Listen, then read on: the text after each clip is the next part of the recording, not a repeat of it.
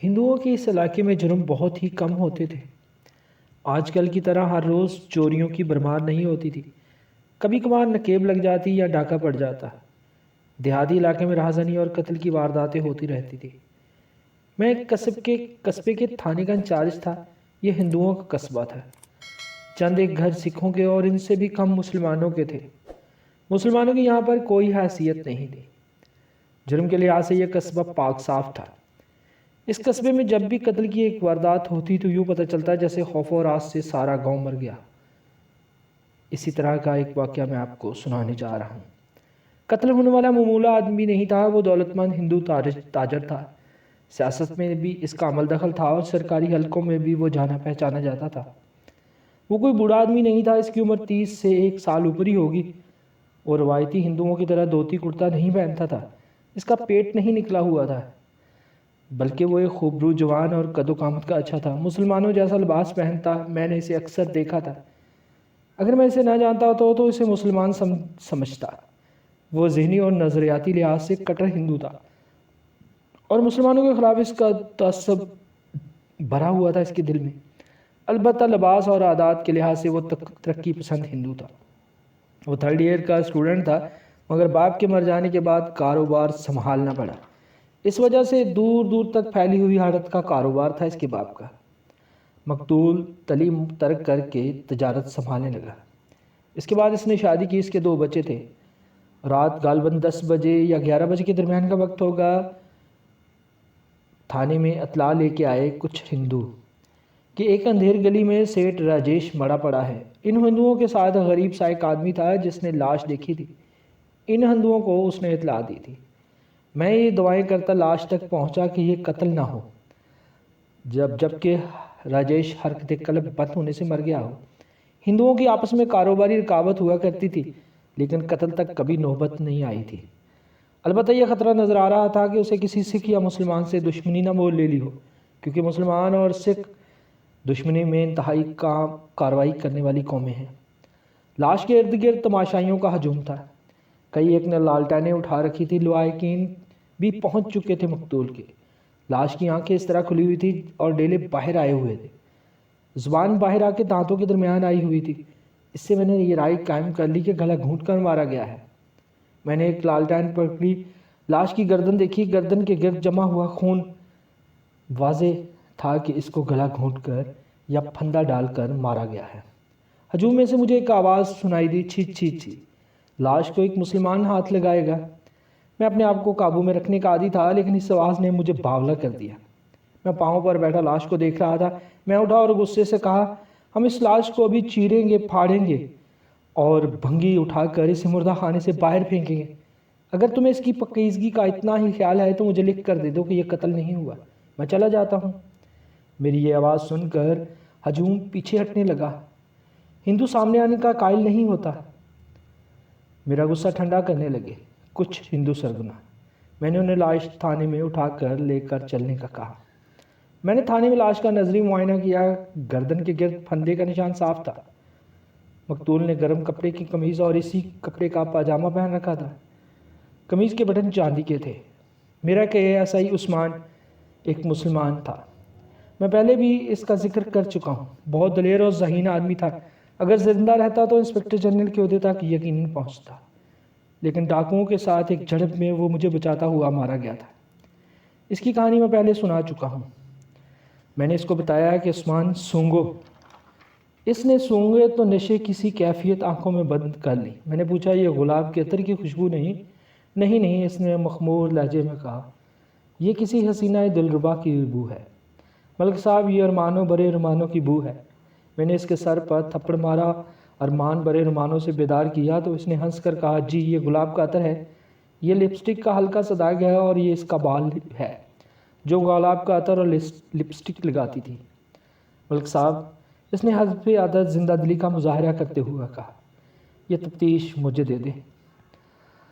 عثمان کی کمزوری تھی عورتیں۔ وہ جلد ہی سنجیدہ موڈ میں آ گیا۔ میں نے مقتول کی قمیض آگے سے پھاڑ کر اتار لی اور باقاعدہ کاغذی کارروائی کر کے اسے اپنے قبضے میں لے لیا۔ میں نے آپ کو متعدد کہانیوں میں بتایا کہ عام آدمی کو نظر آنے والی چیزیں پولیس کے لیے بڑی قیمتی ہوتی ہیں۔ لپسٹک کا داغ اتنا مدھم تھا کہ میرے سوا اور کوئی نہ دیکھ سکا۔ میں نے قمیض کو ہر جگہ سے سونگھا۔ عطر کی خوشبو صرف وہاں سے آ رہی تھی، یہاں کسی عورت کا بال اور سرخ داغ تھا۔ یہ بال اور سرخ لپسٹک مقتول کی اپنی بیوی کی بھی ہو سکتی ہے۔ لاش کو اچھی طرح دیکھا، کہیں کوئی چوٹ یا زخم تو نہیں۔ پھر میں نے اپنے ایک تجربے کی بنا پر لاش کی انگلیاں اور ناخن دیکھی۔ ناخن بڑے ہوئے تھے، درمیانی انگلی اور اس کے ارد گرد کے انگلیوں کے درمیان والی انگلی کے ناخنوں کے اندر کی طرف اور انگلیوں کے سروں پر خون جمع ہوا تھا۔ اس سے یہ سراغ ملا کہ جب اس کی گردن کے گرد پھندا ڈالا گیا تھا تو اس نے پھندا ڈالنے والے کے گردن یا بازو پر زور آزمائی کی تھی اور اس کی کھال چھیل دی تھی۔ میں نے لاش پوسٹ مارٹم کے لیے بھجوا دی۔ سرکاری ہسپتال قریب ہی تھا، رات کے 12 بج چکے تھے۔ عثمان کو ساتھ بھیج دیا تاکہ وہ ڈاکٹر کو جگا کر فوری پوسٹ مارٹم کروا سکے۔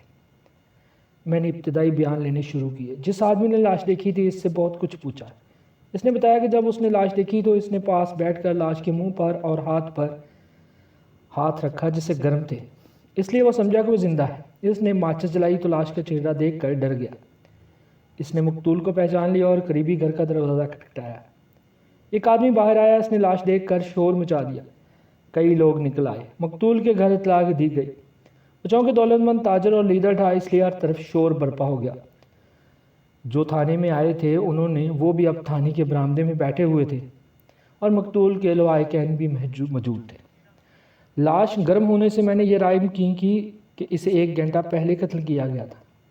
وہ ایک قصبہ تھا، یہاں شام کے بعد ہی دکانیں بند ہو جاتی تھی اور لوگ جلدی سو جاتے تھے۔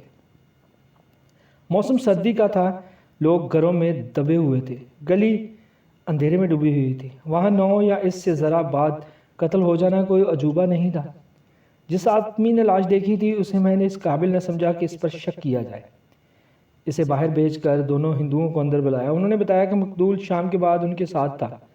مندر میں ایک میٹنگ تھی، یہ میٹنگ کوئی 1 گھنٹہ رہی، پھر سب اپنے اپنے گھروں کو چلے گئے۔ میں نے ان سے پوچھا کہ انہیں یقین ہے کہ مقتول میٹنگ کے بعد اپنے گھر چلا گیا تھا؟ ان میں سے ایک نے ذرا سوچ کر کہا، وہ ہم سے الگ ہوا تو اس کا رخ اپنے گھر کی طرف نہیں تھا۔ آپ مجھے کوئی اشارہ دے سکتے ہیں کہ وہ کس کے ساتھ اس طرف گیا تھا یا کسی کے ساتھ اس کی دوستی؟ وہ تو ہر کسی کا دوست تھا جناب، ایک ہندو نے جواب دیا۔ اس نے دوسرے ہندو کی طرف دیکھا، دوسرے نے اس کی طرف۔ انہیں معلوم نہیں تھا کہ وہ تھانے دار کے سامنے بیٹھے ہیں جو آنکھوں سے دل کی بات جان لیا کرتا ہے۔ میں نے انہیں کہا، آپ مجھ سے کچھ چھپانے کی کوشش نہ کریں۔ مجھے ذرا سا بھی شک ہوا کہ آپ کچھ چھپا رہے ہیں تو آپ گھروں کو نہیں جا سکیں گے۔ ہندو بڑا عیار اور مکار قوم ہے۔ وہ فوری میرے آگے بچھنے لگے۔ ان کی حرکتیں خوش آمدید درباریوں کی طرح تھیں۔ انہیں بتایا کہ چھپانے کی کوئی بات نہیں سرکار، اور ایک سکھ کا نام لے کر انہوں نے بتایا کہ وہ اس کے گھر جایا کرتا تھا، شاید ادھر ہی گیا ہوگا۔ ان سے پوچھیں کہ کس کے ساتھ اس کی دشمنی تھی۔ قتل تک نوبت آ پہنچی۔ مجھے جواب ملا کہ وہ ہردل عزیز شخص تھا، دشمنی کا سوال ہی پیدا نہیں ہوتا۔ ان سے کچھ اور معلومات لی اور رخصت کر دیا۔ مقتول کے لاحقین بھی آئے بیٹھے تھے۔ ان میں سے اس کا ایک سسر تھا اور اس کا ایک چھوٹا بھائی بھی، جس کی عمر 20 سال سے زیادہ تھی۔ میں نے سسر کو اندر بلایا۔ بوڑھی کی حالت بہت بری ہو رہی تھی، اس کی بیٹی بیوہ ہو گئی تھی۔ اس سے پوچھا کہ مقتول کی کسی سے دشمنی؟ اس نے لا علمی کا اظہار کیا۔ وہ روتا زیادہ اور باتیں کم کر رہا تھا۔ میں نے اس سے ہمدردی کا اظہار کرتے ہوئے کہا کہ اس کی بیٹی جوانی میں بیوہ ہو گئی تو اس کی زندگی میں بھی بیوہ ہی تھی۔ وہ روتے ہوئے بولا، اس کا دل کہیں اور تھا، میری بیٹی تو بس اس کے بچوں کی ماں تھی۔ اس کی یہ بات سن کر میں چونکا اور اس سے پوچھا وہ کیا کہہ رہا ہے؟ اس نے اسی سکھ کا نام لیا جس کا ذکر دونوں ہندو کر کے گئے تھے۔ اس نے بتایا کہ اس کی سکھ کی ایک جوان بیٹی شادی شدہ ہے لیکن گھر بیٹھی ہوئی ہے، خاوند کے ساتھ اس کی بن نہیں سکی۔ مقتول اس سکھ کے گھر زیادہ جاتا کر تھا۔ میں نے سسر سے پوچھا کہ اسے کسی طرح یقین ہے کہ مقتول سکھ کی اس بیٹی میں دلچسپی لیتا تھا، وہاں جانے کی کوئی اور وجہ بھی ہو سکتی ہے۔ سسر کوئی ثبوت پیش نہ کر سکا سوائے اس کے کہ مقتول اپنی بیوی سے کھچا کھچا رہتا تھا۔ جس سکھ کا اس نے اور ان دونوں ہندوؤں نے نام لیا تھا وہ کوئی معمولی آدمی نہیں تھا، وہ بھی مقتول کی طرح بہت بڑا تاجر تھا۔ قلعے کی طرح کی اس کی حویلی تھی، وہ بھی تاجر نہیں بلکہ لیڈر قسم کا آدمی تھا۔ سرکاری اور سیاسی حلقوں میں اس نے نام پیدا کر رکھا تھا۔ مقتول کا سسر مجھے کوئی اور بات نہ بتا سکتا۔ اس کی بیٹی جب اس کے پاس یعنی اپنے میکے جاتی تھی تو اپنے خامند کی بے رخی کی شکایت کیا کرتی تھی۔ سسر کو رخصت کر کے مقتول کے چھوٹے بھائی کو بلایا۔ اس نے بھی مجھے مقتول کی کسی کے ساتھ دشمنی نہیں بتائی۔ سکھ کی دوستی کے متعلق اس نے بتایا کہ سکھ کا ایک جوان اور شادی شدہ بیٹا ہے۔ مقتول کی زیادہ دوستی اس کے ساتھ تھی۔ تمہارا بھائی اور بابی میں کبھی لڑائی ہوئی ہے؟ میں نے پوچھا۔ تمہارے بھائی کا اس کے ساتھ کیسا سلوک تھا؟ میری بھابھی لڑنے جھگڑنے والی عورت نہیں، اس نے جواب دیا۔ میرا بھائی اس کے ساتھ زیادہ بول چالتا نہیں تھا۔ رات دیر سے گھر آتا تھا، اکثر دیر سے ہی آتا تھا۔ اس سکھ کے گھر چلا جایا کرتا تھا۔ تمہیں بھی کوئی شک ہوا ہوگا؟ وہ گھبرا رہا تھا، خاموش رہا۔ میں نے اسے بڑے نرم لہجے میں کہا، تمہارا بھائی قتل ہو گیا ہے، مجھے قاتل کو پکڑ کر سزائے موت دلوانی ہے۔ کیا تم پسند نہیں کرو گے تمہاری بھائی کو قاتل کو سزا ملے؟ مجھ سے کچھ نہ چھپاؤ، میری مدد کرو۔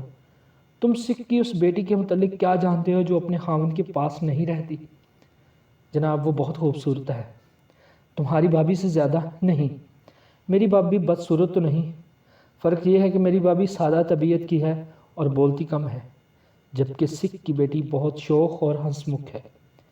اس لڑکی کو میں نے اپنے ساتھ بے تکلف کر دیا۔ اس وقت اسے ہمدردی کی ضرورت تھی جو میں نے دی۔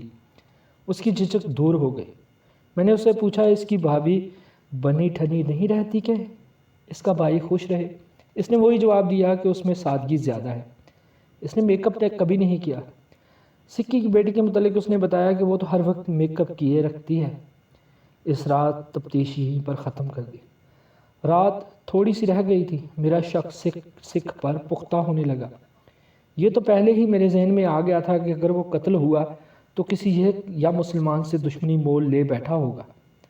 میں آپ کو یہ بتانا بھول گیا کہ یہ کسی راہزن یا پیشہ ور چور کا بھی کام نہیں تھا، کیونکہ اس کی کلائی میں گھڑی، انگوٹھی، قیمتی ہیرا اور جیب میں خاصا رقم موجود تھی۔ میرے پاس ایک ہی سراغ تھا کہ قاتل کے ہاتھ، بازو یا چہرے پر خراشوں کا گہرا نشان ہے۔ مقتول کے ناخنوں نے اس کا خون نکال لیا تھا، اور یہ بھی یقین ہو چکا تھا کہ قتل کا باعث عورت ہے۔ صبح پوسٹ مارٹم رپورٹ ملی، مقتول کو باریک رسی سے پھندا ڈال کر مارا گیا تھا۔ جسم پر کوئی اور زخم یا چوٹ نہیں تھی۔ پیٹ میں جو کھانا گیا تھا، اس سے ڈاکٹر نے لکھا کہ وہ کھانے کے تھوڑی ہی دیر بعد مرا ہے۔ مرنے کا جو اندازہ لگایا گیا وہ اس وقت سے 1.5 گھنٹہ پہلے کا تھا، جب تک لاش میں پہنچا تھا۔ اس وقت تک لاش سرد ہو چکی تھی۔ میری مخبری کا نظام بہت اچھا تھا، اس میں 2 عورتیں بھی تھیں۔ عثمان نے ان سب کو ہدایت دے کر سرگرم کر دیا۔ یہ لوگ زمینوں کی تہہ سے بھی خبریں نکال لاتے تھے۔ میں مقتول کے گھر چلا گیا۔ یہ اونچے درجے کا خاندان تھا۔ میں نے کسی عورت کو تھانے بلانا مناسب سا نہ سمجھا۔ مقتول کی بیوی کو علیحدگی میں بٹھا لیا۔ جوان عورت تھی، خوبصورت بھی تھی۔ اس پر مجھے یہ افسوس ہوا کہ اسے ساری عمر بیوہ رہنا تھا۔ ہندو بیوہ دوسری شادی نہیں کر سکتی۔ مقتول کی لاش ابھی گھر میں پڑی تھی۔ میں نے مقتول کی بیوہ سے اظہار ہمدردی کی اور پوچھ گچھ شروع کر دی۔ وہ کوئی تفصیلی اور واضح جواب نہیں دیتی تھی، سر ہلا دیتی یا دھیمی آواز میں ہاں یا نہ کہہ دیتی۔ یہ اس کی عادت بھی تھی اور بیوگی کے غم کا اثر بھی۔ میں نے اسے بہت کچھ پوچھا۔ اہم سوال یہ تھا کہ مقتول کا اس کے ساتھ رویہ اور سلوک کیسا تھا۔ اس نے کئی بار پوچھنے کے بعد کہا وہ مر گیا۔ میں کچھ نہیں کہوں گی۔ میں نے اس سے یہ مطلب لیا کہ اس کا سلوک اس کے ساتھ اچھا نہیں تھا۔ میں نے وہ بال بڑی ہی غور سے دیکھا تھا جو لاش کے بٹن اور بٹنوں کی زنجیر میں پھنسا ہوا تھا۔ میں نے بیوہ کے بالوں کو بھی غور سے دیکھا اور اپنے تجزیے کی بنا پر یہ رائے قائم کی کہ وہ بال اس عورت کا نہیں۔ اس کے بال بالکل سیاہ تھے، وہ بال سیاہی مائل براؤن تھا۔ اس بالوں والی عورت کا رنگ گورا ہونا چاہیے، بیوہ کا رنگ گندمی تھا۔ مجھے یہ بھی دیکھنا تھا کہ گلاب کا عطر لگاتی تھی یا نہیں۔ اس نے عطر لگایا تھا۔ میں اسے قریب ہو کر سونگھ تو نہیں سکتا تھا۔ باتوں باتوں میں مجھے ایک بہانہ مل گیا۔ وہ رو رہی تھی۔ میں نے ہمدردی سے اس کے سر پر ہاتھ پھیرا اور ہاتھ سونگھا۔ صرف تیل کی بوئی تھی، اور یہ کہ اچھی قسم کا تیل نہیں تھا۔ ذرا دیر بعد میں اس کے قریب ہو گیا اور ہمدردی سے اظہار کے لیے اسے اپنے ساتھ لگا لیا۔ وہ بنچ کر پیچھے ہٹ گئی۔ میرا ناک اپنا کام کر چکی تھی۔ مجھے اس کے کپڑوں سے کسی قسم کے عطر کی خوشبو نہ آئی۔ اس کے ہونٹوں کو دیکھا، لپسٹک کا نام و نشان نہیں تھا۔ یہ تو مقتول کا بھائی مجھے بتا سکتا ہے کہ اس عورت نے کبھی میک اپ کیا ہی نہیں تھا۔ اس مشاہدے سے مجھے یقین ہو گیا کہ لاش کے ساتھ بال اس عورت کا نہیں، کسی دوسری عورت کا ہے۔ میں نے اس سے پوچھا کہ اسے ایسا شک ہے کہ اس کے خامند کی دلچسپی کسی اور عورت میں تھی؟ اس نے کوئی جواب نہ دیا۔ وہ دراصل روایتی عورت تھی جو خامند کے خلاف ہزاریں شکایتوں کے باوجود زبان نہیں کھولتی۔ ہندوؤں کی بیویوں میں یہ وفاداری زیادہ ہوا کرتی ہے۔ میں نے یہ اندازہ لگایا کہ اگر اسے اپنے خامند کے خلاف کوئی شکایت نہ ہوتی تو وہ زور دے کر کہتی اسے خامند کے خلاف کوئی شکایت نہیں تھی۔ اس کی خاموشی اور جواب نہ دینے کا انداز بتا رہا تھا کہ وہ خامند سے خوش نہیں تھی۔ یہ مجھے اس کا باپ پہلے ہی بتا چکا تھا۔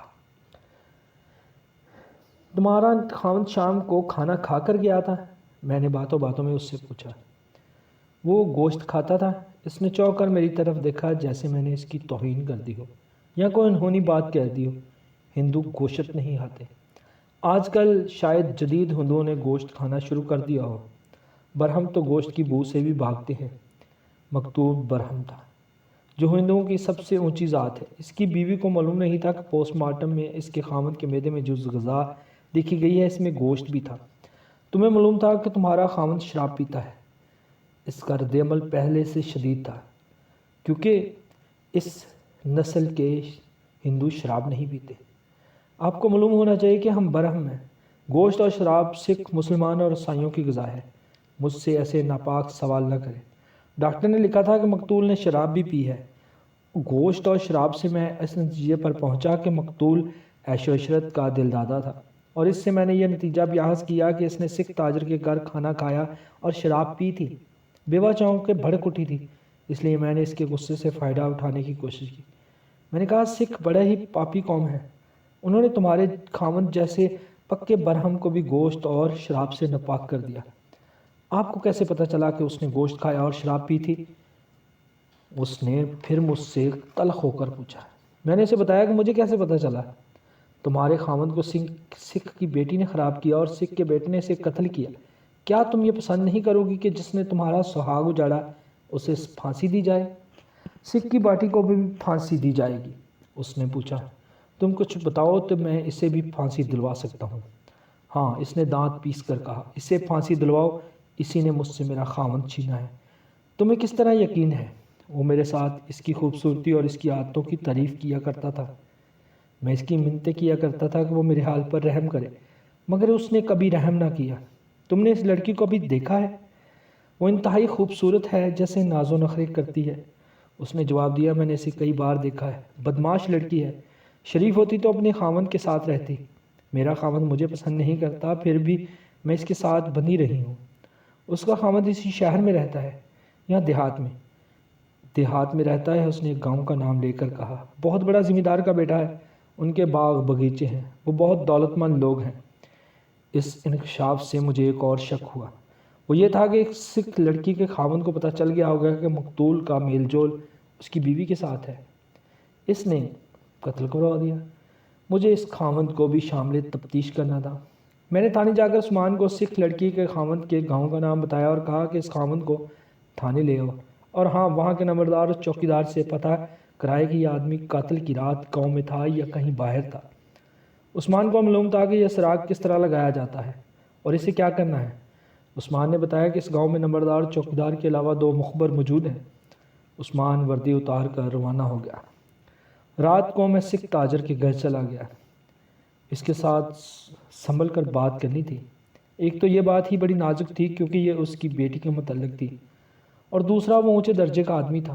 اس کے پاس بیٹھ کر کچھ دیر مقتول کے قتل پر افسوس ہوتا رہا۔ میں بھی اس کی تعریفیں کرتا رہا۔ باتوں کو گھما پھرا کر میں نے اس کی بیٹی کی بات ہمدردی کے رنگ میں شروع کی۔ اس کے خامند کو برا بھلا کہا۔ آپ اتنے باعزت اور صاحب حیثیت ہیں، لڑکی ان جنگلیوں کو کیوں دیتی ہے؟ میں نے یہ بھی کہا۔ اگر آپ کہیں تو میں نے ایک دن میں سیدھا کر دوں۔ اس نے کوئی مجبوری بتائی اور بولا، مجھے اپنی غلطی کا احساس بعد میں ہوا۔ بیٹی کو میں نے بڑے پیار سے پالا ہے۔ یہ شہری زندگی کی عادی تھی، دیہاتی ماحول میں دل نہ لگا سکی۔ دیہات میں کوئی معمولی کسان ہو یا بڑا ذمہ دار، طور طریقے سب کے ایک جیسے ہوتے ہیں۔ داماد کے متعلق بعد میں پتہ چلا کہ اس کے چال چلن اچھے نہیں۔ لڑکی گھر آ کر روتی تھی، پھر بیٹھی رہ گئی۔ میں نے بھی اسے واپس بھیجنا پسند نہ کیا۔ 1.5 سال ہو گیا ہے، سسرال کی طرف سے کوئی لینے نہیں آیا۔ دوبارہ سمجھوتے کے لیے آئے تھے، اس نے جواب دیا، لیکن سمجھوتا نہ ہو سکا۔ وہ لوگ دھمکیاں دیتے تھے۔ میں نے پوچھا کیسی دھمکیاں؟ کوئی ایک بتائیں۔ مسئلہ ایک بار کچھ 4 مہینے گزرے میرا دماد آیا تھا۔ اس نے جواب دیا۔ بحث مباحثہ ہوتا رہا، میری بیٹی نے اس کے ساتھ جانے سے انکار کر دیا۔ وہ میری بیٹی کے کمرے میں چلا گیا۔ بیٹی نے مجھے بعد میں بتایا کہ وہ یہ الفاظ کہہ کر گیا ہے کہ جس کسی کو تم نے شہر میں یار بنا رکھا ہے اسے میرے ہاتھ سے بچا نہیں سکو گی۔ پہلے اسے قتل کروں گا، پھر تمہارے اس غائب کروں گا کہ تمہیں کسی کی بو نہیں آئے گی۔ کیا میرا اس شک کی تائید کریں گے کہ سیٹھ رجیش کا قتل آپ کا دماد ہے؟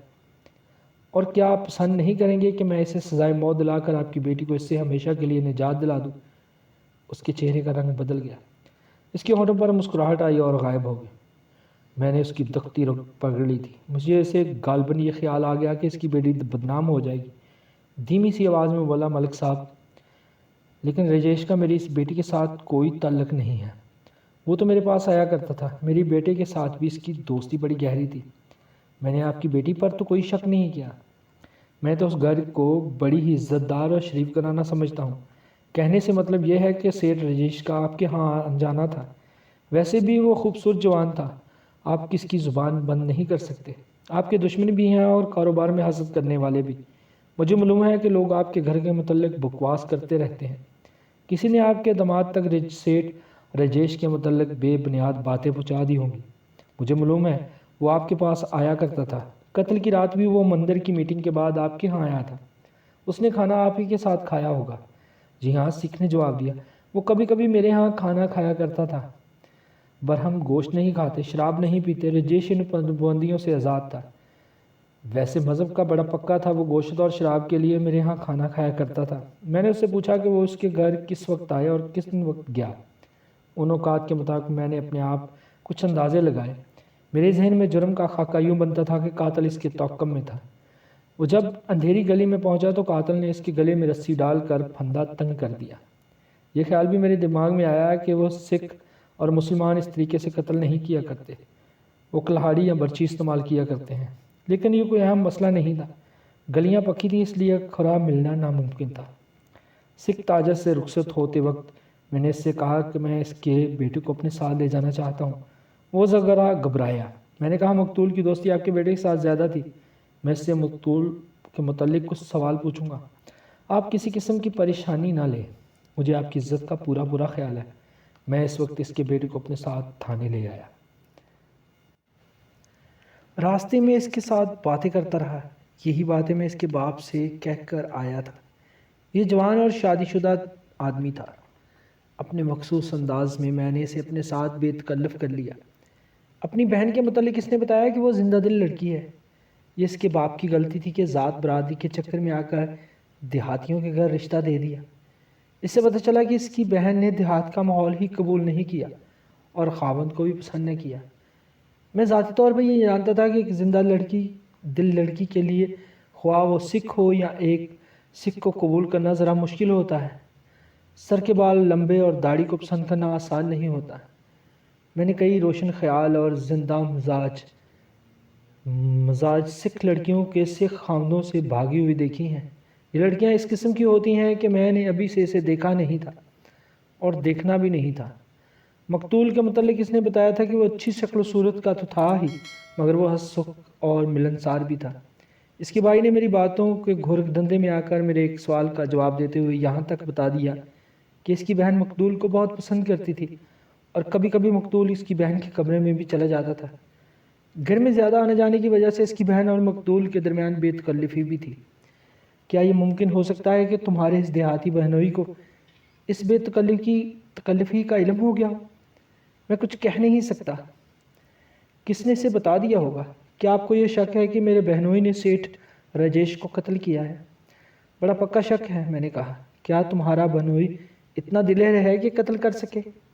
وہ وحشی آدمی ہے، وہ قتل کر سکتا ہے۔ مجھے اس کے بھائی پر بھی شک تھا۔ اسے مقتول کی اپنی بہن کے ساتھ اتنی زیادہ بے تکلفی پسند نہیں ہونی چاہیے۔ میں اس شک کی بنا پر اس سے باتیں کرنے لگا۔ اس وقت ہم تھانے میں بیٹھے باتیں کر رہے تھے۔ عثمان واپس نہیں آیا تھا۔ ہیڈ کانسٹیبل نے برآمدے میں آ کر مجھے اشارے سے باہر بلایا اور پوچھا، یہ کون ہے؟ میں نے بتایا، سکھ تاجر کا بیٹا ہے۔ ہیڈ کانسٹیبل نے آ کر کہا کہ پہلے ایک رپورٹ سن لیں۔ کانسٹیبلوں کے کمرے کے پچھواڑے میں میری ایک مخبر عورت کھڑی تھی۔ وہ اندھیرے میں دوسری طرف سے آئی تھی اور اسی طرف سے اسے جانا تھا۔ مخبروں کو چھپا کے رکھا جاتا ہے۔ اس عورت نے بتایا کہ سکھ کی بیٹی خامد سے ناراض ہو کر گھر بیٹھی ہے۔ یہ وہی رپورٹ تھی جو میں سن چکا تھا۔ نئی بات یہ پتہ چلی کہ لڑکی شوباز ہے، بال گوند کر نہیں بلکہ کھلے یا ڈھیلے ڈالے رکھتی ہے۔ اس دور میں کھلے بال سخت ناپسند کیے جاتے تھے، ایسی عورتوں کو شریف نہیں سمجھا جاتا تھا۔ مخبر عورت نے یہ بھی بتایا کہ اس لڑکی کا بھائی جو تھانے میں بیٹھا تھا اپنے بہنوں کی عادت اور خامد سے ناراضگی کو پسند نہیں کرتا تھا۔ 2-3 بار بھائی نے بہن کو مارا پیٹا بھی تھا۔ مقتول کو یہ لڑکی بہت چاہتی تھی اور وہ اس کی خاطر اس کے گھر جایا کرتی تھی۔ اس گھر کے کمرے کی شکل و صورت ایسی تھی کہ کوئی کسی کمرے سے میں بھی چلا جائے تو کسی کو پتہ نہیں چلتا تھا۔ یہ تو میں بھی دیکھ آیا تھا۔ قلعے جیسی حویلی تھی۔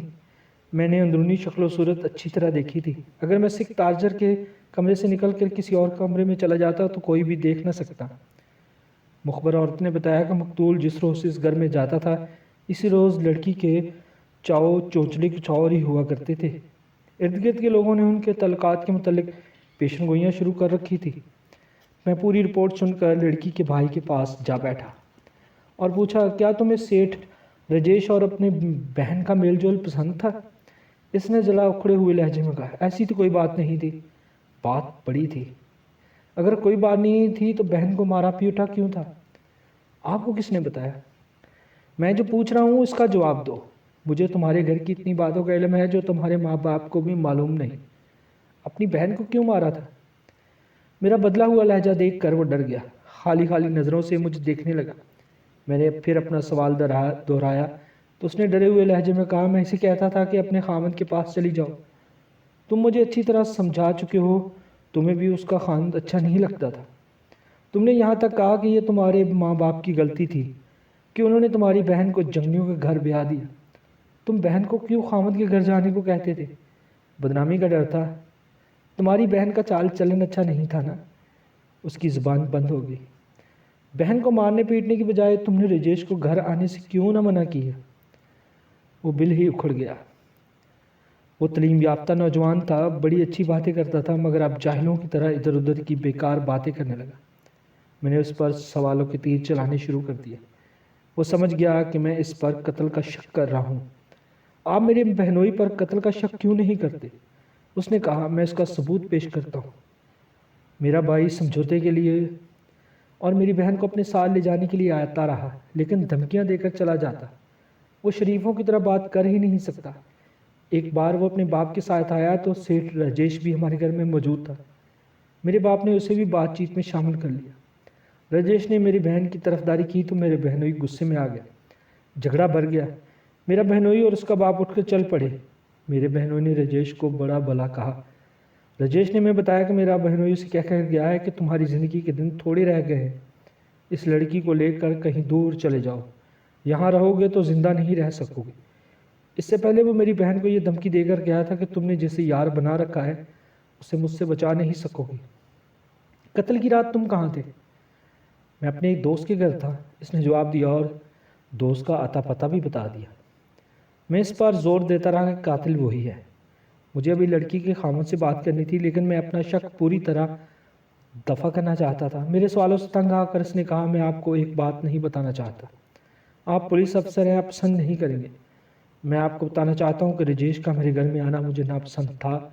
میرے اور اس کی دوستی کسی اور مقصد کے تحت تھی۔ اس نے مجھ سے وعدہ لینے شروع کر دیا کہ میں اس کی یہ بات پولیس افسر کی حیثیت نہیں بلکہ ایک ہندوستانی کی حیثیت سے سنوں۔ میں نے اس کی یہ بات سن کر ہاں میں سر ہلا دیا اور اس سے وعدہ کیا اور اس کی باتوں کو راز رکھوں گا۔ اس نے جب بات شروع کی تو مجھے شک ہونے لگا، جیسے اسے معلوم ہی نہیں کہ میں مسلمان ہوں اور وہ تھانے میں بیٹھا ہے۔ میں نے دراصل اس پر سوالوں سے حملے کر کے اس پر قتل کا الزام عائد کر کے اس کی عقل مار دی تھی۔ وہ اپنے بچاؤ کے لیے ہاتھ پاؤں مار رہا تھا۔ بہرحال اس نے جو بات بتائی وہ میں آپ کو مختصر سنا دیتا ہوں۔ آپ ہندوستانی ہیں، اس نے کہا، آپ انگریزوں کے ملازم ہیں، لیکن آپ کی دلی وفاداری اس ہندوستان کے ساتھ ہے جو آزاد ملک ہے۔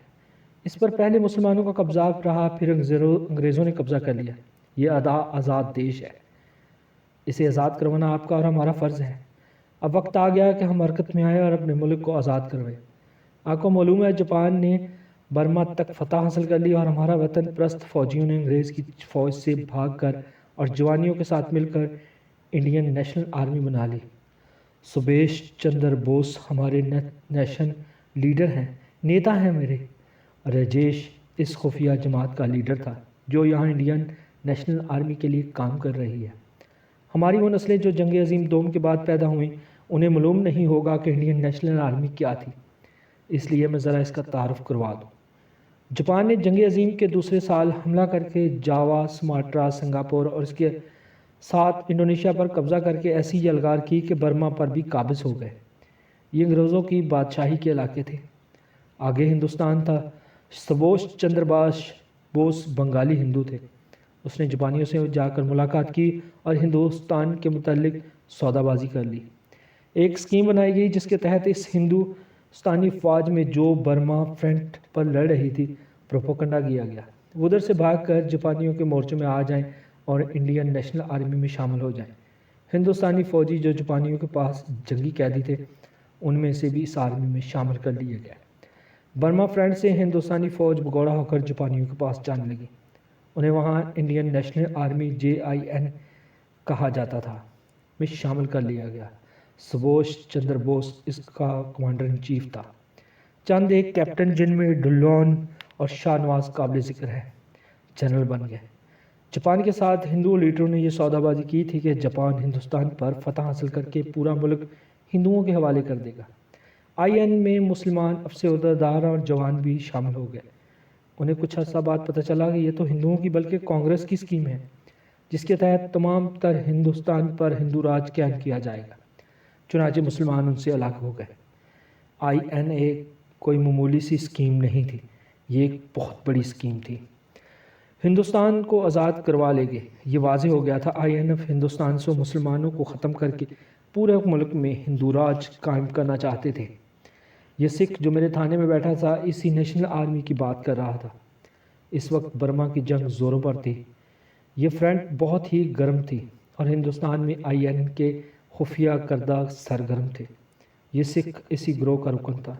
یہ میرا مشاہدہ رہا ہے اور آپ بھی ہے کہ انقلاب لانے یا دیس کو آزاد کروانے نوجوانوں میں اکثر ان کی ہوتی ہے جو جذباتی ہوتے ہیں، عقل کی بجائے جذبات سے رہنمائی لیتے ہیں۔ یہ سکھ اسی قبیلے کا جوان تھا۔ میں INA کی اصل حقیقت سے آگاہ تھا۔ یہ سکھ مجھے ایک راز دے رہا تھا۔ میں نے اس کے جذبات کو سراہا اور اس کی باتوں کا ساتھ دینے لگا۔ وہ اور زیادہ دلیر ہو گیا۔ میری حوصلہ افزائی سے وہ پرجوش تقریر کرنے لگا۔ آپ یہ بھی منظر پیش رکھیں کہ مارچ 1940 میں قرارداد پاکستان منظور ہو چکی تھی اور اس کے تحت قوم کو دیے گئے لائے عمل کو عملی جامہ پہنایا جا رہا تھا۔ مسلمان اب پاکستان سے کم کچھ بھی قبول کرنے پر آمادہ نہیں تھے۔ ہندوؤں نے اسی وقت نظریہ پاکستان کے خلاف محاذ قائم کر لیا گیا تھا۔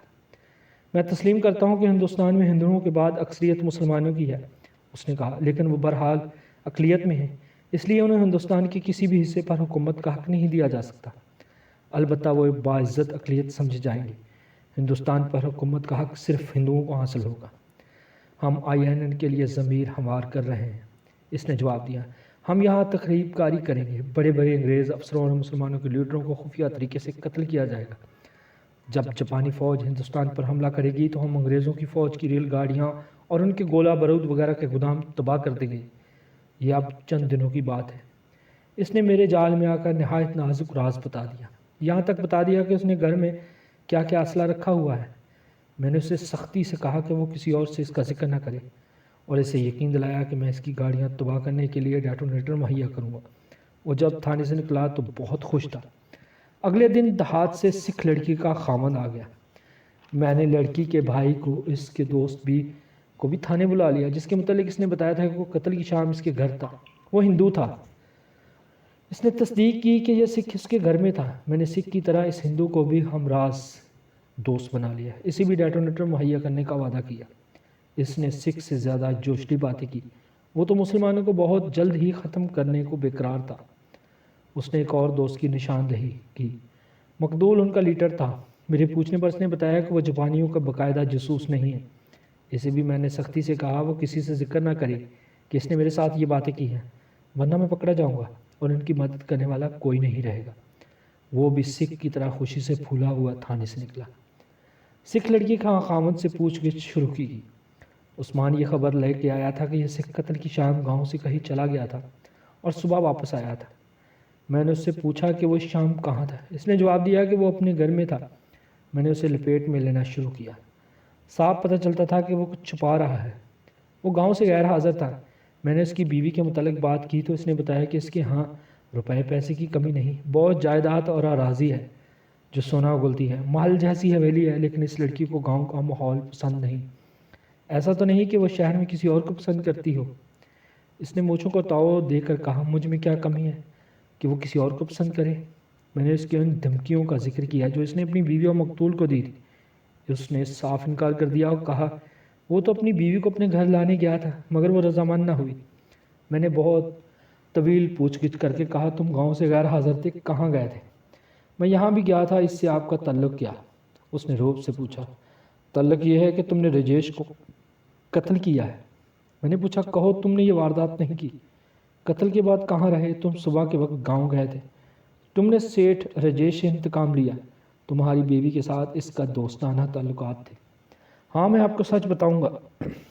اس کے روب اور دلیری پر پانی پڑ گیا، وہ کچھ ڈر بھی گیا تھا۔ کہنے لگا، میں نے قتل کا ارادہ ضرور کیا تھا لیکن اپنی بیوی کے قتل کا۔ میری بے عزتی کا باعث تو یہ عورت بنی تھی۔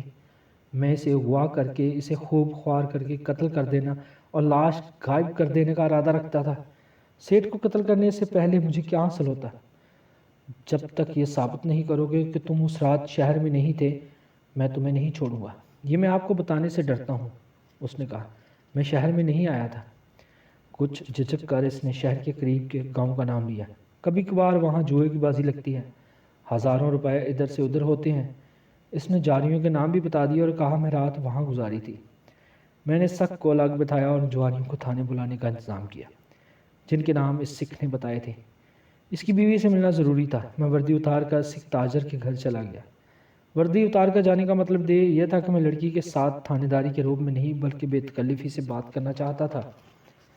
لڑکی کا باپ اپنے کام پر چلا گیا، اس کا بھائی گھر مل گیا، بڑے پیار محبت سے ملا۔ میں نے اسے زیادہ پیار محبت کا مظاہرہ کیا۔ اس کے ساتھ دیس کی آزادی کی باتیں کر کے میں نے اس کی بہن سے علیحدگی میں ملنا چاہتا ہوں کہا۔ اس نے مجھے اس کے کمرے میں داخل کر دیا۔ لڑکی خوبصورت تھی، اس کے بال بورے اور کھلے ہوئے تھے۔ لڑکی کا باپ اپنے کام پر چلا گیا، اس کا بھائی گھر مل گیا، بڑے پیار سے ملا۔ میں نے اس سے زیادہ پیار کا مظاہرہ کیا، اس کے ساتھ دیس کی آزادی کی باتیں کی۔ میں اس کی بہن سے علیحدگی میں ملنا چاہتا ہوں، میں نے اس سے کہا۔ اس نے مجھے اس کے کمرے میں داخل کر دیا۔ لڑکی خوبصورت تھی، اس کے بال بورے اور کھلے ہوئے تھے۔ میں نے ایک نظر میں ہی پہچان لیا کہ مقتول کی قمیض کے بٹن کے ساتھ اس لڑکی کا بال تھا۔ وہ اداس سی آنکھوں سے پتہ چلتا تھا کہ روتی رہی ہے، لیکن اس نے اپنے ہونٹوں کو لپسٹک سے محروم نہیں رہنے دیا تھا۔ گلاب کے عطر کا خوشبو کمرے میں داخل ہوتے ہی مجھے مل گئی۔ کمرہ گلاب کی تیز خوشبو سے مہک رہا تھا۔ میں نے اس کے ساتھ ہمدردانہ باتیں کی۔ اس کے خاندان کو میں باعزت سمجھتا ہوں، مجھے قاتل کو پکڑنا ہے، اسے پھانسی کے تختے پر کھڑا کرنا ہے۔ میں نے اسے صاف الفاظ میں یقین دلایا۔ اس کے خلاف مجھے کسی قسم کا شک نہیں۔ مقتول کی میں نے بے حد تعریف کی جس سے لڑکی کے چہرے پر رونق آ گئی۔ تم پر یہ ظلم کس نے کیا کہ اس وحشی سکھ کے ساتھ بیاہ دیا؟ میں اسے دیکھ چکا ہوں، وہ میرے تھانے میں بیٹھا ہے، وہ تو اس قابل بھی نہیں کہ میں اسے تمہارا نوکر رکھا جائے۔ رجیش کو اسی نے قتل کیا ہے، اس نے کہا۔ اسے پھانسی چڑھائیں تو میرے دل کو سکون ملے گا۔ میں نے چونک کر اس کے حسن کی تعریف کر دی، اس لیے اس نے اپنے بالوں کو جھٹکا اور گردن کو خم دے کر مجھ پر اپنے حسن کا جادو چلانا شروع کر دیا۔ وہ واقعی شوباز لڑکی تھی۔ میں نے اس جادو کے اثر کو اپنے وقتی طور پر قبول کرتے ہوئے اس کے جذبات کو اپنے قبضے میں لے لیا۔ رجیش کے ساتھ تمہاری ملاقاتیں کہاں ہوتی تھی؟ اسی کمرے میں۔ کبھی باہر بھی ملاقاتیں ہو جاتی تھی؟ قتل کی رات بھی وہ تم سے ملا تھا؟ پہلے میرے باپ کے پاس بیٹھا رہا، وہاں سے اٹھا تو میرے کمرے میں آ گیا۔ تمہارا بھائی یا باپ نے دیکھا تھا؟ نہیں، وہ شرما گئی، بولی کسی نے نہیں دیکھا، ہمارا گھر ایسا ہے کہ کوئی دیکھ ہی نہیں سکتا۔ یعنی وہ تم سے چوری چھپے ملا کرتا تھا؟ زیادہ تر ملاقاتیں ایسے ہی ہوتی تھی۔ اور ایک دروازے کی طرف اشارہ کر کے بتایا، وہ اسی راستے سے جایا کرتا تھا، یہ پچھواڑے کو جاتا ہے۔ تمہارا بھائی گھر تھا؟ میں نے دیکھا نہیں۔ رجیش جب یہاں سے نکلا تو تم نے باہر دیکھا تھا اسے جاتے ہوئے؟ دیکھا تھا۔ گلی میں دور تک یا قریب تک کوئی آدمی کھڑا تھا اس کے پیچھے؟ جاتا نظر آیا تھا۔ اس نے ذہن پر زور دے کر کہا، گلی کے موڑ تک میں اسے دروازے میں کھڑی دیکھتی رہی۔ وہ موڑ مڑا تو ایک آدھا منٹ بعد 2 آدمی ادھر جاتے ہوئے دکھائی دیے۔ وہاں گلی کی بتی ہے۔ مجھے اچھی طرح یاد ہے کہ وہ آدمی پیچھے سے نکل کر اس طرف آئے تھے۔ وہ سکھ تھے؟ نہیں، اس نے جواب دیا۔ ہندو یا مسلمان تھے؟ تمہیں بھائی نے مارا پیٹا کیوں تھا؟ کیسے تمہارے اور رجیش کے تعلقات پسند نہیں تھے؟ نہیں، اس نے جواب دیا۔ رجیش کو وہ بہت ہی پسند کرتا تھا۔ اس نے کبھی اعتراض نہیں کیا۔ مجھے مارا اس لیے تھا کہ میں باپو کے ساتھ غصے میں آ کر بہت ہی گستاخی سے بولتی تھی۔ رجیش اور تمہارے بھائی جس خفیہ جماعت میں تھے، اس کے متعلق تمہیں کچھ معلوم ہے؟ آپ کو اس کے متعلق کیا معلوم ہے؟ میں اس جماعت کا خفیہ ممبر ہوں۔ میں نے یہ تیر ہوا میں چلایا۔ مجھے یقین سا تھا کہ اسے رجیش نے اپنی خفیہ سرگرمیوں سے آگاہ کیا ہوگا۔ وہ حیران سی ہوئی اور مسکرائی بھی۔ کہنے لگی، پھر تو آپ اپنے آدمی ہیں۔ میں نے اسے بتایا کہ میں اس جماعت کو ڈائنامائٹ اور اسلحہ دے رہا ہوں۔ میرا تیر نشانے پر لگا۔ اس نے کہا، رجیش مجھے جاسوسی کی ٹریننگ دے رہا تھا۔ وہ مجھے ایک جگہ لے جایا کرتا تھا۔ وہاں ایک ہندو مجھے بڑے افسروں سے راز حاصل کرنے کے طریقے بتایا کرتا تھا۔ اس نے وہ جگہ بھی بتا دی اور کچھ قیمتی راز بھی دے دیے۔ یہودیوں کی طرح ہندو بھی جاسوس اور تخلیب کاری کے لیے اپنی حسین لڑکیاں استعمال کرتے ہیں، اور اب پہلے سے زیادہ استعمال کرتے ہیں۔ پاکستان ان لڑکیوں سے محفوظ نہیں۔ اس لڑکی نے مجھے راز حاصل کرنے اور نظریاتی تخلیب کاری کے چند ایک طریقے بتائے جو اسے سکھائے جا رہے تھے۔ یہ بالکل وہی طریقے تھے جو آپ نے سلطان صلاح الدین ایوبی کی کہانیوں میں، داستان امان فروشوں کی میں پڑھی ہوں گی۔ میں اسے یہ یقین دلا کر اس کی جماعت کا ممبر ہوں، اور یہ تائید کر کے کہ اپنے کسی بھی آدمی سے میرا ذکر نہ کرنا، وہاں سے تھانے چلا آیا۔ تھانے جا کر عثمان کو بتایا کہ میں نے کیا راز حاصل کیا ہے۔ اس نے اور میں نے CID کے وار سٹاف کے لیے ایک رپورٹ تیار کی۔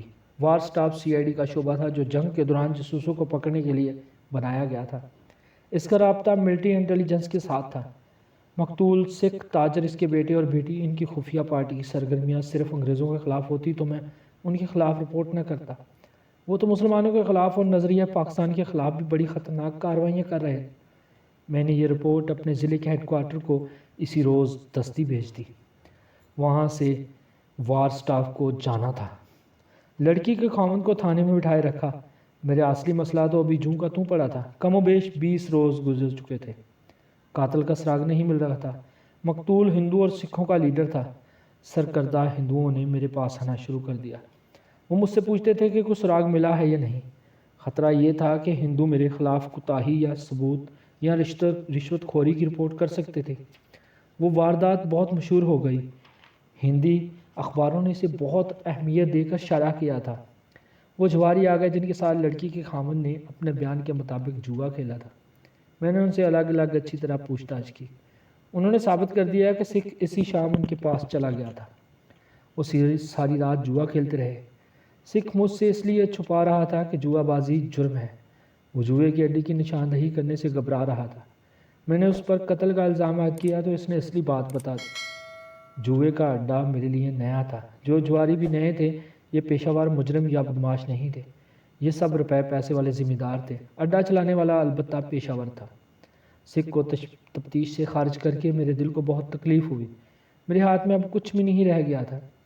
یہ قتل بلا شبہ انتقامی قتل تھا۔ اگر یہ راہزنی کی واردات ہوتی تو مقتول کی گھڑی، انگوٹھی اور جیب سے نقدی غائب ہوتی۔ راہزنوں کو قتل کی ضرورت صرف اس لیے پیش آتی ہے کہ مقتول نے مزاحمت کی ہوتی، مگر اس کے کپڑے اور جسم پر مزاحمت کے کوئی آثار نہیں تھے۔ اس کے علاوہ راہزن خنجر یا چاقو استعمال کیا کرتے ہیں۔ قتل کا باعث بہرحال سکھ لڑکی تھی۔ لڑکی کی ملاقات کے فوری بعد اس کا قتل ہو جانا بتاتا تھا۔ قاتل لڑکی کا بھائی، باپ، خاوند یا کوئی ایسا آدمی جو مقتول کا رقیب تھا۔ مقتول کی قمیض کے ساتھ لڑکی کا ایک بال لپسٹک ایک کہانی بیان کر رہا تھا۔ مجھے بھائی، باپ اور خاوند کو ہی مجرم ٹھہرانا تھا۔ میں عثمان کے ساتھ اس مسئلے پر بحث کر رہا تھا۔ عثمان اپنی عادت کے مطابق مجھے کہہ رہا تھا کہ میں اسے اس لڑکی سے پوچھ گچھ کی اجازت دے دوں۔ میں اسے اجازت نہیں دے رہا تھا۔ میں اسے اچھی طرح جانتا تھا۔ وہ دوسرا مشورہ یہ دے رہا تھا کہ تمام متشبہ آدمیوں کو تھانے بلا کر دوسرا طریقہ اختیار کروں۔ میں تشدد کا بھی قائل نہیں تھا۔ اس دوران لڑکی کا بھائی میرے پاس آتا رہا اور وہ مجھے اپنی خفیہ جماعت کا ممبر समझ कर हर चीज़ बताता रहा। डाक आ गई। चंगे खतूत थे जो उस्मान ने ही खोले। एक ख़त पढ़कर इसने मेरे आगे रख दिया और कहा, आप इस पर यकीन करेंगे? मैंने ख़त पढ़ा। उर्दू में लिखा था। नीचे कोई नाम नहीं था, ऊपर कोई मुकाम नहीं था। लिफाफे के टिकट पर जो मोहर थी वो इत्तेफाक से साफ़ नहीं थी। ख़त के अल्फाज आज भी मुझे याद हैं। जो कुछ लिखा था वो याद है। जनाब अली अस्सलाम वालेकुम, हम खुश हैं कि आप मुसलमान हैं, इसलिए हम आपको यह ख़त लिख रहे हैं ताकि आपकी तफ्तीश की परेशानी से महफूज रहें। सेठ राजेश को हमने कत्ल किया। यहाँ के हिंदू और सिख नौजवान लड़कियों ने खुफिया पार्टी बना रखी है जो कांग्रेस की हाई कमान और इंडियन नेशनल आर्मी के नुमाइंदों के अहकाम पर अमल करती है। ये लोग हिंदुस्तान में हिंदुओं की हुकूमत कायम करने के लिए बड़े ख़तरनाक मंसूबे बना रहे हैं।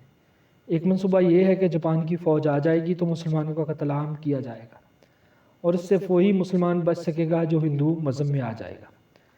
राजेश इस पार्टी का लीडर था। हमें हिंदू लड़कियों ने धमकाए देने शुरू कर दी थी। इसके जवाब में हमने भी एक खुफिया पार्टी बना ली। हमारा मंसूबा भी हिंदुओं की तरह ख़तरनाक है। मुस्लिम लीग ने पाकिस्तान को अपना मकसद बनाया है जिसमें चंद एक सूबे शामिल किए गए हैं, लेकिन हम सारे हिंदुस्तान को पाकिस्तान बनाएंगे। हिंदुस्तान में हिंदू हुकूमत नहीं बनेगी। हमने अपना मंसूबे पर अमल शुरू कर दिया है। बिस्मिल्लाह सेठ राजेश की है। महात्मा गांधी और पंडित नेहरू लाल की भी बारी आ जाएगी। हम अपने गिरोह को सारे मुल्क में फैलाने की कोशिश करेंगे और फैलाएंगे ताकि हिंदू और सिखों के खिलाफ जल्द महाज कायम हो जाए। हिंदुस्तान इस्लामी मुल्क बनेगा। इस ख़त में उन्होंने सेठ राजेश के कत्ल का यह तरीका लिखा कि इस मुसलमान गिरोह के नौजवान मकतूल का पीछा कर रहे थे। उन्होंने देखा कि वो अक्सर सिख ताजर के घर जाता है। मंदिर की मीटिंग के बाद इस ग्रोह के किसी मेंबर ने उसे सिख ताजर के घर जाते देख लिया। जो नौजवान कातिल के लिए मुकर्रर किए गए थे उन्हें इत्तला दी गई। वो गली में इसका इंतज़ार करते रहे। उनके पास हरगिज़ एक गज़ भरी लंबी रस्सी थी। मकतूल सिख लड़की का कमरे से निकला तो दोनों कातिल जो गली के नुक्कड़ पर खड़े थे इसके पीछे चल पड़े। वो अंधेरी गली में पहुंचा तो एक ने इसे पीछे से दबोच लिया, दूसरे ने तेज़ी से इसकी गर्दन के गर्द रस्सी डाली और रस्सी को मरोड़ कर फंदा तंग किया, फिर झटका दे दिया। वो मर गया तो दोनों चले गए। यह ख़त बोगस हो सकता था। असली कातिल ने मुझे गुमराह करने के लिए तरीका अख्तियार किया होगा, लेकिन मेरे पास तस्दीक पहले आ चुकी थी। मैंने सिख लड़की से पूछा था कि जब राजेश इसके कमरे से निकला तो इसने इसे गली में जाते देखा था और क्या इसने किसी और को भी गली में देखा था। लड़की ने बताया था कि जब राजेश गली का मोड़ मुड़ा तो इसने दो आदमियों को इसके पीछे जाते देखा था। वो सिख नहीं था, मुसलमान या हिंदू हो सकते हैं और वो यही दोनों नौजवान हो सकते हैं। मैं भी सिख लड़की के बयान पर यकीन करने के लिए भी तैयार नहीं था। बहरहाल मुझे ये देखना था कि यह ख़त वाकई मुसलमान लड़की ने लिखा है। मैंने पहले भी राय दी है कि नौजवान जज्बाती होते हैं, अक्ल की बजाय जज्बात से काम लेते हैं। ये ख़त देख कर मुझे यहाँ बेहद खुशी हुई, वहाँ अफसोस भी हुआ। खुशी इस बात की कि हिंदुस्तान में मुसलमान नौजवान बेदार थे और अपने वर्से को पहचानते थे। अफसोस इस पर हुआ कि उनका कोई लीडर नहीं था जो उन्हें खुफिया सरगर्मियों की ट्रेनिंग देता और उनके जज्बात को अकल से इस्तेमाल करता। अगर मुसलमान हिंदुओं की तरह ज़मीन दोस्त तंजीम चलाते तो हिंदुस्तान की तारीख मुख्तलिफ होती। इन दोनों नौजवानों को मुझे ख़त नहीं लिखना चाहिए था। उन्होंने अपना काम कर लिया था, खामोश रहते। ये उनकी खुशकिस्मती की थी कि उन्होंने मुझे ख़त लिखा। कोई और होता तो इसे तफ्तीश में शामिल करके इनकी तलाश शुरू कर देता। मैंने उस्मान से मशवरा करके वो ख़त अपनी जेब में डाल लिया। ये हमारा फ़ैसला था कि इसे तफ्तीश के रिकॉर्ड में रखा ही नहीं जाएगा, लेकिन ख़त लिखने वालों से मिलना ज़रूरी था। एक तो मैं यकीन करना चाहता था कि सेठ राजेश के कातिल वही हैं। दूसरा इरादा ये था कि उन्हें यह नसीहत करनी थी कि जज्बात से बचे। मेरे लिए कत्ल का केस पेचीदा बनता जा रहा था। मुझे अब वार स्टाफ का इंतज़ार था। मैं ये ख्वाब देख रहा था कि CID और मिलिट्री पुलिस आएगी और यहाँ मैंने निशानदेही की है वहाँ छापे मारेगी, असला बरामद होगा, कुछ हिंदू सिख पकड़े जाएंगे। इससे लोगों की तवज्जो इधर उधर हो जाएगी और मैं कत्ल का केस किसी तरह गोल कर सकूँगा। मैंने इसी रोज़ सिख लड़की के भाई और इसके हिंदू दोस्तों को बुलाया, उनके साथ खुफिया कामों की बातें की, उन्हें कुछ नसीहतें की और बताया कि उन्हें जल्द ही कुछ असला और डायनामाइट दे दिए जाएंगे। उनसे कहा मुझे मालूम है कि उन्होंने यहाँ के बाज़ मुसलमान लड़कों को धमकियाँ दी थी। वो कौन थे? उन्होंने मुझे 3 लड़कों के नाम बताए और पता बताए। جو اسی قصبے کے رہنے والے تھے۔ میں نے انہیں نصیحت کی کہ وہ کسی کو دھمکی نہ دے کیونکہ اس طرح پکڑے جانے کا خطرہ ہے۔ وہ اپنے آپ کو مغلیہ خاندان کا جانشین سمجھتے تھے۔ ایک ہندو نوجوان نے کہا، وہ کہتے ہیں کہ ہندوستان مسلمانوں کی جگیر ہے۔ میں نے ان پر یہ ظاہر کیا کہ میں نے انہیں تھانے دار کی حیثیت سے نہیں، ان کی جماعت کے ممبر کی حیثیت سے بلایا ہے۔ یہ نادان لڑکے میرے جال میں آ گئے تھے۔ میری استادی کے سامنے ان کی وقت ہی کیا تھی۔ انہیں رخصت کر کے میں نے عثمان سے کہا کہ ان تینوں مسلمان لڑکوں کو اس طرح تھانے سے لے آؤ کہ کسی کو پتہ نہ چلے، انہیں شک بھی نہ ہو۔ میں نے یہ بھی کہا کہ انہیں تھانے کی بجائے دوسرے راستے سے میرے گھر لے آنا۔ عثمان ایک ذہین ASI تھا۔ رات کو تینوں کو لے آیا۔ میں نے گھر پر ملا، انہیں تسلی دی کہ وہ دوڑے نہیں۔ تینوں میرے سامنے چارپائی پر بیٹھے تھے۔ ان کے ہاتھ مجھے نظر آ رہے تھے۔ ایک کے ہاتھ کی الٹی طرف 2 لمبی خراشیں صاف دکھائی دے رہی تھی۔ زخم ٹھیک ہو چکا تھا، نشان باقی تھا۔ میں نے جیب سے خط نکال کر ان کو دکھایا اور کہا، یہ خط تم نے لکھا ہے یا تمہاری ساتھی نے جو رجیش کے قاتل میں تمہارے ساتھ تھا؟ اس کا رنگ لاش کی طرح سفید ہو گیا، آنکھیں ٹھہر گئی۔ اس کے ہاتھ پر خراشیں مقتول کے ناخنوں کی تھی۔ میں نے حوصلہ دیا اور کہا، ڈرو مت، صاف بتا دو۔ اگر میں تمہیں گرفتار کرنا چاہتا تو اپنے گھر نہ بلاتا، بولو، ورنہ میں تم بچاؤں گا کے لیے کچھ نہیں کر سکوں گا۔ یہ خط میں نے لکھا ہے، اس کا ایک ساتھی بول پڑا۔ قتل کس نے کیا تھا؟ میں نے۔ اور تم نے اسے پیچھے سے دبوچا تھا؟ میں نے خراشوں والا سے پوچھا۔ اس نے خوفزدگی عالم میں سر ہلا کر آستکاس سے کہا، ہاں۔ اس نے تمہارے ساتھوں پر ناخن مارے تھے؟ جی ہاں، جی ہاں، اس نے جواب دیا۔ میں نے اسے پیچھے سے بازوؤں میں جکڑ لیا تھا، اس کا ایک ہاتھ شاید آزاد رہ گیا۔ اس نے ناخنوں سے چھیل دیا۔